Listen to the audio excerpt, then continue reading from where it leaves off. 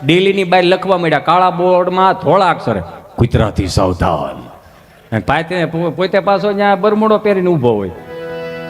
મારો રામ ભલું કરે, ક્યાં સનાતન સંસ્કૃતિના વાહકો છે એ તો જો. પેલા ડેલીએ દાદા બે હતા, કુતરા અંદર ન આવે એટલે હવે ડેલીએ કુતરા રાખે, માણા અંદર ન આવવો જોઈએ. અમારું જૂનવાણી મકાન ને તેમાં મોભારું હતું ને એમાં પડસાએ દાદા હુતેલા ટાઢાપોરમાં પન્યું ભીનું કરીને, એમાં દાદા હુતેલા, ઓવારું હુતેલા, આખું ઘર હુતેલું. સા એટલે સાવ એમાં દાદા હુતા ને તેમાં બપોર વસોળે કૂતરું આવ્યું, ડેલીમાં ગળકીને આવ્યું, આમ ગળકી.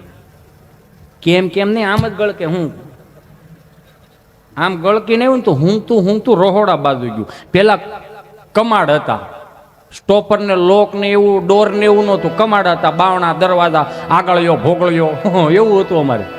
એમાં વેત એક ને કંઈક જગ્યા ને એમાં કૂતરું આમ ગળકીને ગયું ને એમાં 2 રોટલા ભથાણા હોતા ઉપાડ્યા અને કંઈક શીબું ખેકડું, તપેલી ખેકડી. મારો રામ ભલું કરે, આખું ઘર જાગ્યું. દાદાએ બૂટ લીધું, બાએ હાંબેલું લીધું, વવારુએ દસ્તો લીધો અને ગરદને જાગી ગયો. તેને વળી પાવડાના હાથો લીધો. આખું ઘર કૂતરાવા.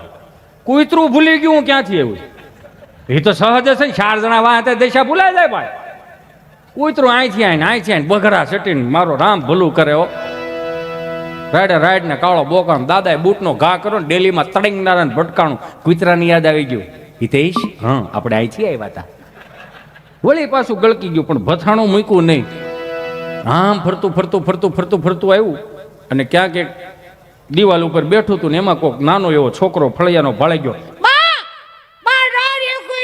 આપણું ભસાણું રોટલા લઈ ગયું, બા મારું પાણો મારું. બા વળે કે બેટા આપણા રોટલા લઈ ગયું છે, એને ભૂખ લાગી હોય, એની આતેડી ઠરે તો એની નાભીમાંથી આપણા હાથ પેઢીના પુણ્ય નીકળશે, આપણને હારા આશીર્વાદ આપશે. ત્યાં કૂતરું 2 પગે ઊભું થયું રોટલો મૂકીને.